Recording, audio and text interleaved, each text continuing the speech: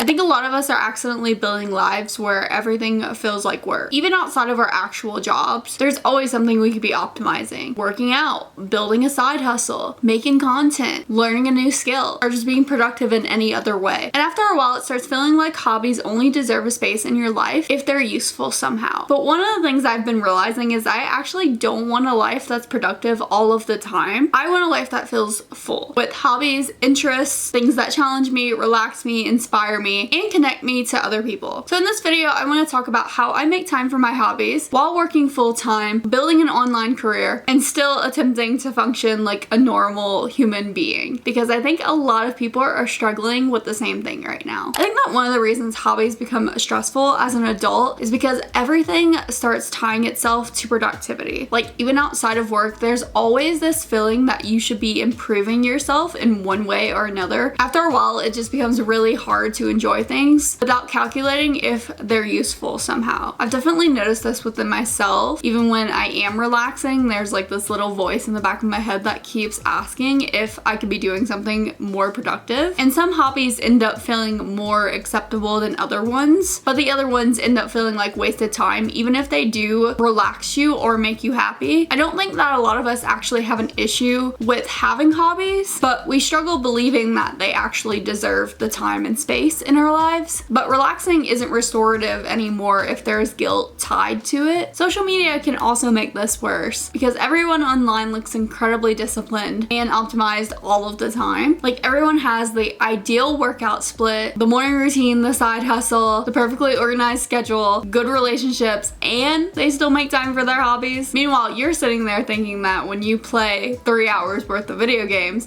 that you're wasting your life away. But the solution isn't becoming productive every single second of every single day. The solution is letting hobbies into your life without making them have to be productive or having to justify every single one of them. But if you're not able to do that, at least you can look at what hobbies are serving you. After so many years thinking about this, I realized that I've been looking at hobbies in the completely wrong way. I was basically judging them by if they were productive or if I could monetize them in one way or another. But that's not the only purpose that hobbies serve. They actually fulfill a variety of different emotional needs. And once I started looking at hobbies in that light instead of is this actually productive, I got a better picture on how to prioritize them. Some hobbies exist purely to let your brain breathe. Not everything needs to challenge you or grow you constantly. Sometimes you just need activities to let you decompress with no pressure. Some examples are gaming, comfort shows, watching YouTube videos, or any casual hobby with just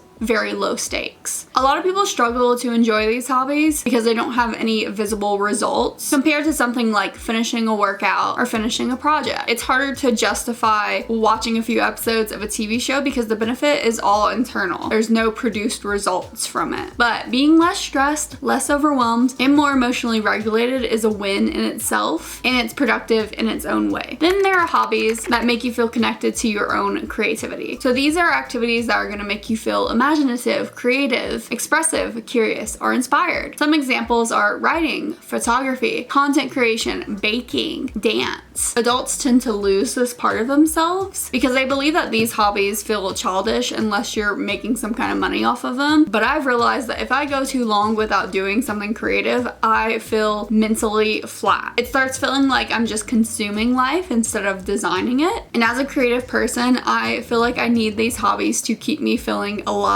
and so that I can have energy for everything else. Hobbies are also one of the main ways that we can connect to each other as adults. Like playing video games with my boyfriend is technically a hobby, technically just relaxing, but it's also relationship time. Watching shows together can also be bonding. Or sharing books, recipes, videos, and interests. That's all a big part of connection. These hobbies are a part of what makes our relationships and communities form and keeps us interconnected. So many people who have said they have had trouble making friends as an adult but have figured it out have said that the solution was going into some kind of group activity based around a hobby, like a yoga class or a book club or a run club. It's one of the main things that can build adult relationships. Lastly, there are some hobbies that represent a future version of who you want to become. For me, that's language learning. It's not fully a part of my routine yet, and it's not really something I want to prioritize for this season, but it's representative of who